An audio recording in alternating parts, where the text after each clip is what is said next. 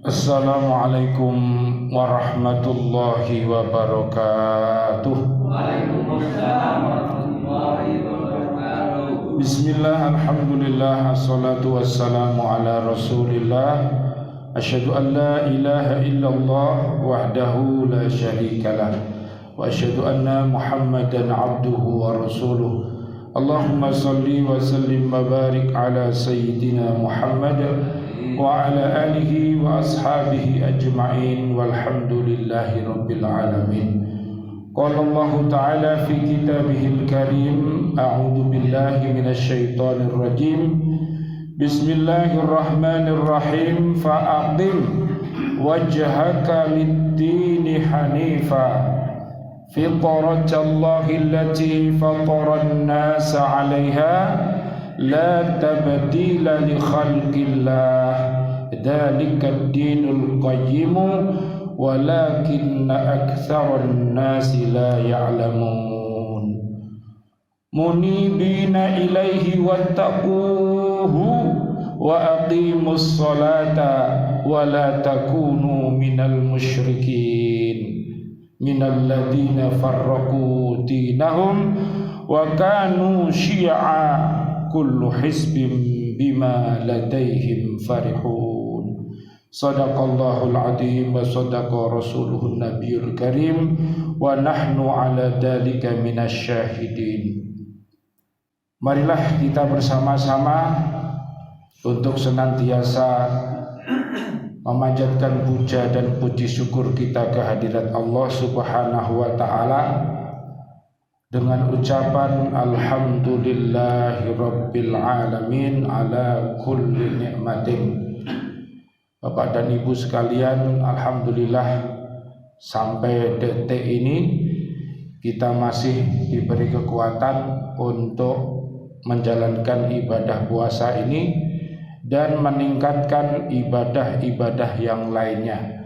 Mudah-mudahan amaliyah yang kita laksanakan ini mudah-mudahan dapat mengantarkan kita menjadi pribadi-pribadi yang fitri. Amin ya rabbal alamin. Yang saya baca tadi surat 30 ayatnya 30, 31 dan 32. Surat Ar-Rum ayat 30 Allah berfirman, maka hadapkanlah wajahmu dengan lurus kepada agama Allah, tetaplah atas fitrah Allah yang telah menciptakan manusia menurut fitrah itu. Tidak ada perubahan pada fitrah Allah, itulah agama yang lurus, tetapi kebanyakan manusia tidak mengetahui. Jadi ternyata mereka yang mengetahui tentang jati dirinya adalah orang-orang yang beriman takwa saja. Sementara orang-orang yang kafir, orang-orang yang munafik, mereka tidak mengerti apa-apa. Tugas hidupnya untuk apa? Tujuan hidupnya untuk apa? Fungsi hidupnya untuk apa? Mereka tidak tahu. Oleh karena itu berbahagialah panjenengan apabila diberikan iman dan takwa kepada Allah Subhanahu wa taala, kemudian panjenengan senantiasa bertafaqah fiddin, akhirnya menyebabkan panjenengan ini berada di zona yang nyaman. Jadi siapa orang-orang yang bisa mempertahankan kesuciannya pada saat kita di alam roh, kita berjanji kepada Allah Subhanahu wa taala, kita mau taat kepada Allah Subhanahu wa taala, dan itu semuanya dibuktikan di zaman-zaman sekarang ini. Oleh karena itu beruntunglah apabila panjenengan punya bapak dan ibu yang soleh solihah, punya guru yang soleh solihah. Merekalah yang membina kita untuk senantiasa di atas fitrah yang suci ini.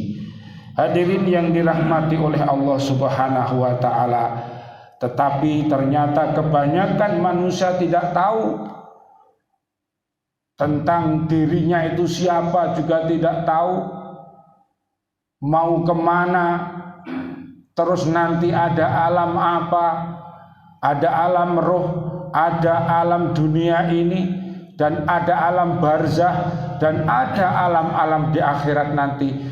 Mereka tidak pernah tahu. Kenapa mereka tidak tahu? Karena hatinya mati, karena hatinya sakit, sehingga dia tidak mampu untuk menerima Al-Quran yang suci ini. Ayat 31-nya, dengan kembali bertaubat kepadanya. Jadi solusinya adalah supaya kita tetap fitri, kita harus senantiasa kembali bertaubat kepada Allah Subhanahu wa ta'ala. Orang-orang beriman disuruh bertaubat kepada Allah, apalagi orang-orang munafik yang selalu berbuat dosa, tentunya harus banyak-banyak bertaubat kepada Allah Subhanahu wa ta'ala dan bertakwalah kepadanya.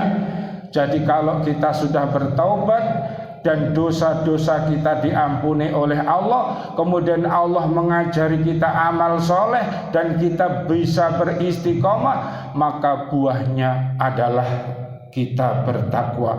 Serta dirikanlah sholat sehingga kita mampu untuk menjalankan sholat itu dengan khusyuk, sholat dengan daim, sholat dengan yuhafidun, sehingga segala perbuatan keji dan mungkar itu bisa kita jauhi. Dan janganlah kamu termasuk orang-orang yang mempersekutukan Allah.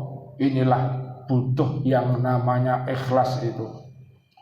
Jadi semua amalan manusia apabila disertai dengan riya, maka sudah tercemar yang namanya kemusyrikan, baik itu berskala kecil ataupun berskala besar. Disitulah manusia yang dulunya dirahmati oleh Allah, maka dia menjadi dilaknati. Naudzubillah summa naudzubillah. Apa bahayanya mempersekutukan Allah itu? Yaitu orang-orang yang memecah belah agama mereka, dan mereka menjadi beberapa golongan. Tiap golongan merasa bangga dengan apa yang ada pada golongan mereka, sehingga orang-orang yang beriman takwa ini disuruh berfastabiqul khairat. Jadi berlomba-lomba menjadi yang terbaik, bukan berlomba-lomba menjadi orang yang terbalik. Jadi beda. Dan dia orang-orang yang suka pedot-pedot, jadi suka mutus-mutus, ini merasa dirinya mendapatkan hidayah dari Allah Subhanahu wa ta'ala, sehingga hidupnya sampai matinya dia berkawan, berteman, bersekutu dengan iblis, yang akhirnya yang dijadikan teman itu bukan orang-orang yang beriman, tapi yang dijadikan teman itu adalah orang-orang kafir. Bayangkan orang-orang kafir yang hatinya mati, yang tidak punya kasih dan sayang, berteman dengan orang-orang yang sakit hatinya, maka cocok sekali seperti tumbuh yang mendapatkan tutup. Naudzubillah summa naudzubillah. Mudah-mudahan kaum muslimin, kaum muslimat, dengan puasa di bulan suci Ramadan dan seluruh amalan kita kembali ke Idul Fitri. minal aidin wal faizin.